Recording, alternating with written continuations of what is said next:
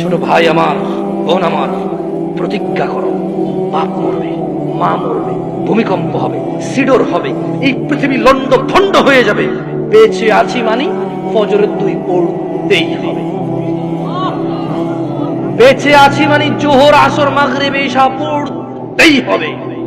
একটু আগে সিগারেট খেয়েছি, একটু পরে আযান হয়েছে, নামাজ পড়তে হবে।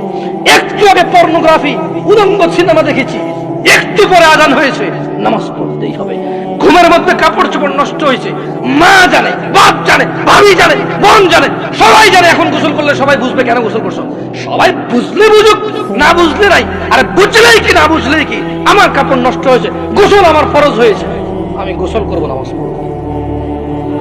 রাতে আমার ঘুম আসে নাই, বন্ধু বান্ধবের পাল্লায় পড়ে সারা রাত বসে বসে উলঙ্গ ছবি দেখেছি, যা অত্যন্ত ঘৃণিত এবং যা আমার জীবনকে তছনছ করে দেবে, যা আমার জীবনের বরকত নষ্ট করে দেবে, যা আমাকে লাঞ্ছিত অপমানিত করবে, এমন অপরাধে লিপ্ত ছিলাম। কারণ এই জানাবে বিচার যে করবে, যে জানার সাথে জড়িত, সে অপদস্থ হবেই হবে। আখিরাতে তার আছেই এই একটাই অপরাধ, জানাবে বিচার, একটাই অপরাধ অশ্লীলতা, যেটা শাস্তি আল্লাহ দুনিয়াতে দিয়ে দেয়।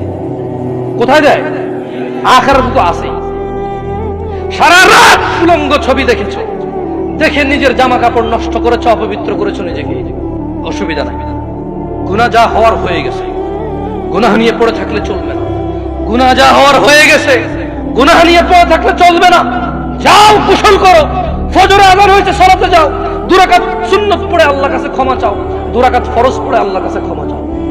আর দেখবা না, প্রতিজ্ঞা করো, আবার দেখে ফেলেছো, অসুবিধা নাই, জোহর আযান হয়েছে, যাও মসজিদে যাও, গোসল করে 2 রাকাত নামাজ পড়ো, আল্লাহর কাছে ক্ষমা চাও, প্রতিজ্ঞা করো, আর দেখবা না। আবার দেখে ফেলেছো, অসুবিধা নাই, পরের ওয়াক্ত আযান হয়েছে, যাও মসজিদে যাও। কারণ মনে রাখবা, সকল অপরাধ গুনাহ নামাজ যদি ছুটে যায় কুফরিয়া শিরকি হয়ে যাবে, ছাড়া যাবে না নামাজ। আমি কি বুঝাইতে পেরেছি? তোমরা কি, আমি যে জন্য আসছি, আমি কি তোমাদেরকে কোনো মেসেজ দিতে পারছি? পারছি তো?